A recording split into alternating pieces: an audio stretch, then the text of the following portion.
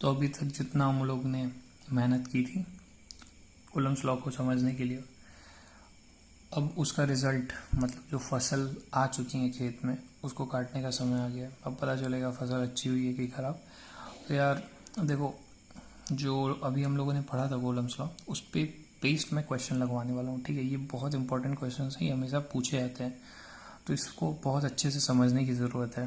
ठीक है, जैसे आप लोग कहीं बहुत जगह ऐसे क्वेश्चन देखे भी होंगे, ये प्लस क्यू चार्ज, ये प्लस 4Q चार्ज। ठीक है, इन चार्ज को जो लाइन ज्वाइन कर रही है उसी पे एक और चार्ज हम लोग रखना चाहते हैं अननोन मैग्नीट्यूड का, अननोन पोजीशन पे। तो इसको रखने के बाद ऐसा हो रहा है कि जो पूरा सिस्टम है वो चला जा रहा है इक्विलिब्रियम में। तो हम लोग को पता करना है क्यू का नेचर क्या है, क्यू का पोजीशन क्या है।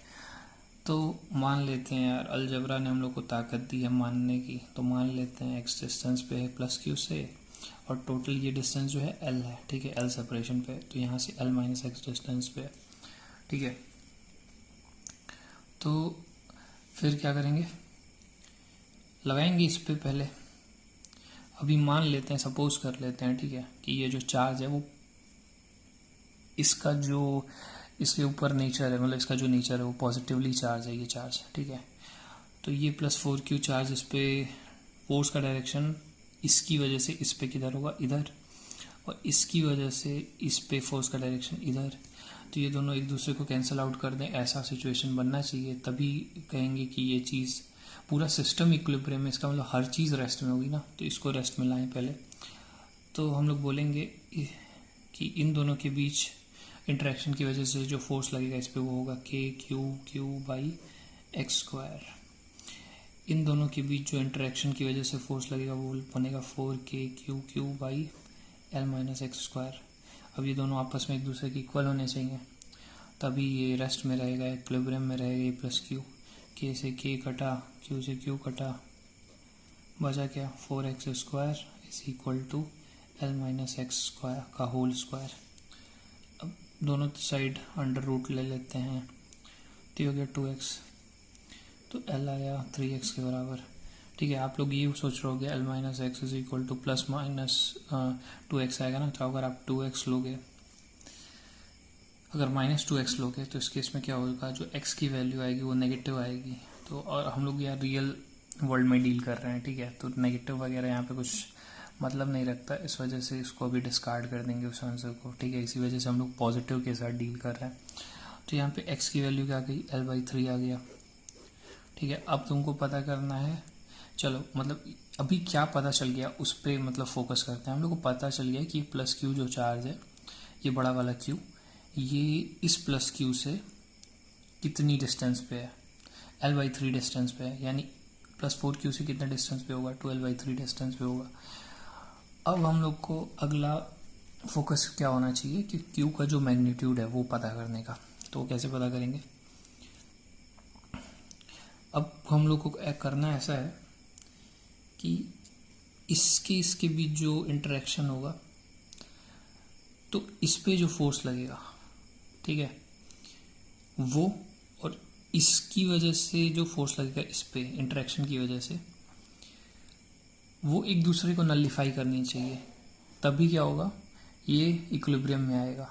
तो यार अगर हम लोग इसको पॉजिटिव चार्ज मान ले रहे हैं तो ये भी फोर्स इस पर इधर लगा रहा है, ये भी फोर्स इस पर इधर ही लगाएगा, तो ये दोनों सेम डायरेक्शन में अगर होंगे तो एक दूसरे को कभी नलिफाई तो कर ही नहीं पाएंगे।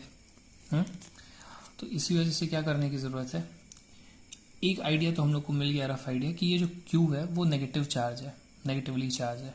ठीक है, तो K4Q/L², ये क्या किया मैंने, इन दोनों के बीच में जो फोर्स लग रहा है, मतलब इसकी वजह से इस पे जो फोर्स लग रहा है वो ये हो जाएगा जो मैंने अभी लिखा है, और इसकी वजह से जो इस पे फोर्स लग रहा है वो होगा 4QQ के भाई,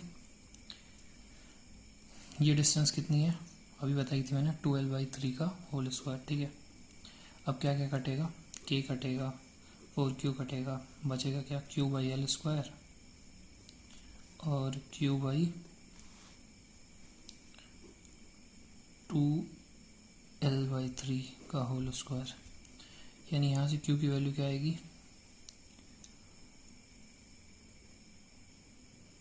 4l²/9l² इंटू क्यू, तो ये l² कट गया, क्यू की वैल्यू आई आपकी 4q/9। ठीक है, ये तो जो आया है वो मैग्नीट्यूड है, लेकिन हम लोग जानते हैं असलियत में क्या होगा, -4q/9 के बराबर। ठीक है, तो यार इस क्वेश्चन में जो हमारा फोकस था, जो हमारा कंसर्न था, क्या निकालने का, क्यू पे क्या चार्ज है और वो उसका पोजीशन क्या है उस लाइन ज्वाइनिंग पे। ठीक है, तो यार जो अगला क्वेश्चन हम लोग लगाने वाले हैं, इसका जो डिस्कशन पॉइंट है, मतलब कहाँ ज़्यादा डिस्कस करेंगे, तो वो क्वेश्चन मैं बता देता हूँ आप लोग को, आप खुद समझ जाओगे। एक इक्विलेटरल ट्राइंगल है। ठीक है यार, मेरी ड्राइंग इतनी अच्छी नहीं है, तो प्लीज़ मतलब उसका मजाक मत उड़ाना और समझने की कोशिश करो। अगर तुम समझने की कोशिश करोगे तो समझ में आ जाएगा तुम्हें। ठीक है, तो यार ये आइडेंटिकल चार्जेस हैं, तीनों कॉर्नर पे रख दिए गए हैं इक्विलेटरल ट्राइंगल के। तो हम लोग को बताना है कि कैसे इस सिस्टम को हम लोग इक्विलिब्रियम में लाएं। तो इस सिस्टम को इक्विलिब्रियम में लाने के लिए कुछ नहीं, बस तुमको ये सोचना पड़ेगा कि एक क्यू मैग्नीट्यूड का, क्यू एक अननोन वैल्यू है। ठीक है, उसको हम लोग अगर सेंट्रॉइड पे रख दें इसके इक्विलेटरल ट्राइंगल के, तो हम लोग को वो जो सिस्टम है वो इक्विलिब्रियम में आ जाएगा। और वो क्यू जो होगा, अगर ये पॉजिटिवली चार्ज है तो वो नेगेटिवली चार्ज होगा। ठीक है, तो वो कैसे करेंगे हम लोग, देखो सेंट्रॉइड जो होगा, सेंट्रॉइड की खास बात क्या होती है इक्विलेटरल ट्राइंगल के। अब मैं इस पे समझ रहा हूँ, अगर मैं बताने लगूंगा कि क्यों सेंट्रॉइड पे ही रखा जाएगा, तो यार वो क्लास 10th का मैथ्स है, तुम लोग खुद समझ सकते हो। क्योंकि इसकी दूरी, मतलब इस सेंट्रॉइड की दूरी तीनों वर्टिसेस से सेम पॉइंट पे ही हो, मतलब यहाँ से जो दूरी है, ये लेंथ, ये लेंथ, ये लेंथ तीनों आपस में बराबर है। ठीक है, ये खास बात होती है इक्विलेटरल ट्राइंगल के सेंट्रॉइड की। तो मान लो प्लस माइनस क्यू चार्ज यहाँ रख देंगे, या क्यू चार्ज अभी मान लो रखे हुए हैं। ठीक है, तो इस पर जो फोर्स लगेगा वो इधर लगेगा और एक इधर लगेगा। ये इधर किसकी वजह से लगेगा, इसकी वजह से, इस प्लस क्यू की वजह से इस पर। तो उसका मैग्नीट्यूड कितना होगा, KQ²।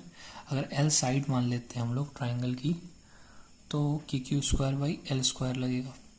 और ये एंगल तो जानते ही हम लोग कितना होता है, 60 डिग्री। और इसका भी जो मैग्नीट्यूड होगा वो होगा KQ²/L²।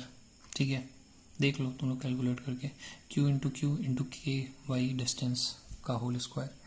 ठीक है, तो रिजल्टेंट आएगा कुछ ऐसे। वो जो रिजल्टेंट होगा, अब चूंकि इन दोनों का जो वेक्टर का मैग्नीट्यूड है वो इक्वल है, तो इस वजह से एंगल बाइसेक्टर होगा, जो मतलब रिजल्टेंट वेक्टर आएगा, यानी ये 30 डिग्री और ये 30 डिग्री। तो 30 डिग्री पे होगा, तो मान लो यार इसके परपेंडिकुलर एक लाइन खींच लेते इसके, ताकि हम लोग प्रोजेक्शन वाली सिस्टम सीखे ना, उससे काम कर सके। देखो इसका प्रोजेक्शन इस पे जो आएगा, इस वाली लाइन पे, क्योंकि ये एंगल 30 डिग्री है और ये टोटल 90 डिग्री है ये एंगल, तो ये एंगल 60 डिग्री हो जाएगा। इसी तरह ये भी एंगल 60 डिग्री हो जाएगा। अब ये दोनों KQ²/L² इधर है, KQ²/L² इधर है, तो इसका प्रोजेक्शन इधर, इसका प्रोजेक्शन इधर, दोनों का मैग्नीट्यूड सेम है, एंगल सेम है। तो इस वजह से ये वाली चीज़ एक दूसरे को काट देंगी, इसका प्रोजेक्शन इस पे और इसका प्रोजेक्शन इस पे, दोनों को काट देंगे सब। ठीक है, तो बस अब हम लोग को ये वाला जो इसका जो इस पे आएगा प्रोजेक्शन, ठीक है, मतलब कि ये वाले का प्रोजेक्शन इसी वाली लाइन पे और इसका प्रोजेक्शन इसी वाली लाइन पे, उसको बैलेंस करेगा ये वाला फोर्स जो कि यहाँ पे ये लगा रहा होगा। ठीक है, तो कह सकते हैं हम लोग KQ²/L², एंगल कितना है cos 30 डिग्री, और दो ऐसे हैं ना, तो 2 टाइम्स वो बराबर होगा KQQ/, अच्छा ये लेंथ पता करनी होगी हम लोग को। लेंथ कैसे पता कर सकते हैं, देखो जितनी ये लेंथ होगी उतनी ये लेंथ होगी, उतनी यही लेंथ, ये भी लेंथ होगी। तो ये मान लो ABC एक ट्राइंगल है, ये D पॉइंट है, ये O पॉइंट है। ठीक है, तो AO पता करना है हम लोग को। तो हम लोग जानते हैं AO जो होता है वो 2/3 ऑफ AD होता है, यानी किसी तरह अगर हम लोग AD पता कर लें, AD कैसे पता चलेगा, AD हो जाएगा, ये एंगल होता है 60 डिग्री, ये एंगल होता है 90 डिग्री, यानी जो L है उसका साइन 60 डिग्री ले लो, L साइन 60 डिग्री, वो आ गया AD। AO हो जाएगा 2/3 ऑफ L साइन 60 डिग्री यानी √3/2, ये कट ही जाएगा। AO हो जाएगा तुम्हारा L/√3। समझ के बात, ये AO निकल गया और यही तुम्हारा ये डिस्टेंस है इन दोनों उस चार्जेस के बीच में, तो तुम L/√3 का होल स्क्वायर लिखोगे। ये काट दो तुरंत देखते ही, ये काट दो। 2Q cos 30 डिग्री होता है √3/2 L square, Q/L² into 3, L square काट दो, 2 काट दो, Q जो आएगा तुम्हारा आएगा Q/√3। क्योंकि ये तो अभी हम लोग को पता चला है मैग्नीट्यूड, लेकिन असलियत में तो क्या होगा, ये जो Q का नेगेटिवली चार्ज होगा यानी ये वैल्यू होगी Q की वैल्यू -Q/√3। ठीक है, तो यार आज की वीडियो में बस इतना ही, और आगे जब हम लोग मिलेंगे तो और ऐसे क्वेश्चन सॉल्व करने की कोशिश करेंगे। तो ठीक है, आज के लिए बस इतना ही, बाय बाय।